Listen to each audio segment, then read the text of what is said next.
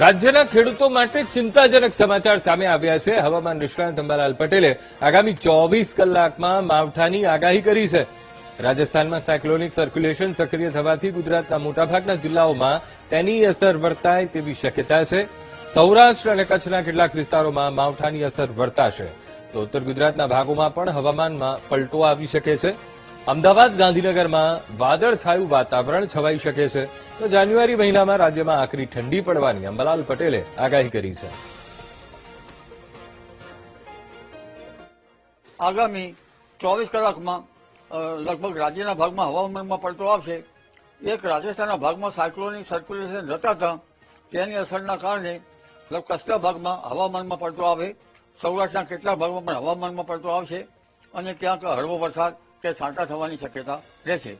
ઉત્તર ગુજરાતના ભાગોમાં પાટણ સામે હારીના ભાગોમાં પણ હવામાનમાં પલટો આવશે.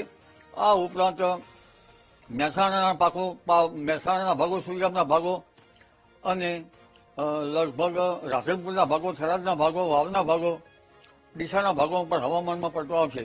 આ ઉપરાંત અમદાવાદ, ગાંધીનગરના ભાગોમાં અને વિરંગામના ભાગોમાં, સાણંદના ભાગોમાં પણ હવામાનમાં પલટો આવશે. આ ઉપરાંત સાબરકાંઠાના કેટલાક ભાગો અને લગભગ બનાસકાંઠાના કેટલાક ભાગો ઉપરાંત પંચમહાલના કેટલાક ભાગો, મહીસાગરના કેટલાક ભાગોમાં હવામાનમાં પલટો આવશે.